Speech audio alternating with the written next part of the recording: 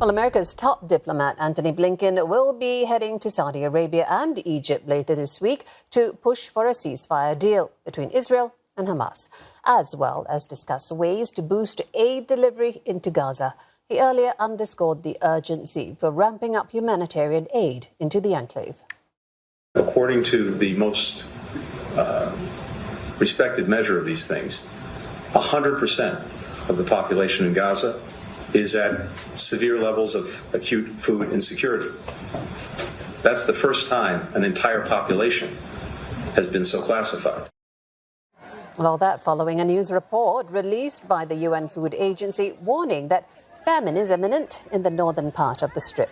It added that a third of Gaza's 2.3 million population is already experiencing catastrophic hunger. The situation is expected to become more acute unless there is urgent intervention by May. Meanwhile, Israeli airstrikes continue to pound Gaza's southernmost city, where more than 1 million displaced people are seeking shelter. Gaza health officials reported that 14 people were killed. Dozens others have been wounded in the latest attack that struck several houses and apartments in Rafah. Pressure is mounting on Israel to cease its plans for an offensive in Rafah. The White House says Israel has agreed to send teams to Washington to discuss its next steps and will not proceed with a Rafah operation until then. Sarah Coates joining us live from Tel Aviv. Hi, Sarah. Now, coming on the back of that call between the leaders of Israel and the U.S., perhaps Antony Blinken's trip to the Middle East could make a difference this time, Sarah.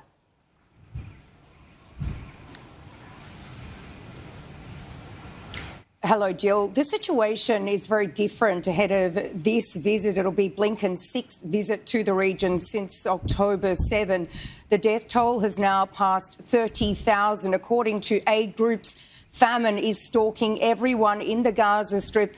And there is, of course, this deepening rift between Israel and Washington. It is important to note that this could be the first trip of this series of 6 so far by Blinken, that he may not visit Israel. This, of course, could happen, but it certainly has not yet been announced. What we do know is that he will be visiting the leaders of Saudi Arabia and also Egypt, really trying to thrash out some sort of a plan to get this ceasefire in place, also get the hostages released and get more of this critical humanitarian aid into the Gaza Strip. Something else I just want to point out that Blinken said just an hour or so ago is that he wants to see increased access to Gaza from foreign journalists. Of course, we do know that access has been largely restricted. There are, of course, these Palestinian journalists that have been working on the ground who live inside Gaza, but really the only outside media that has been allowed into the Strip since all of this began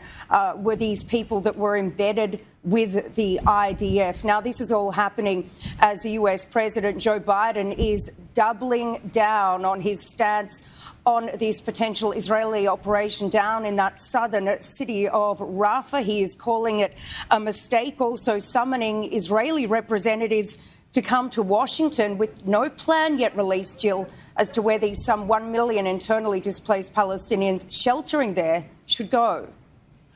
And reports, Sarah, of Israeli troops withdrawing from Gaza's largest hospital. Tell us more.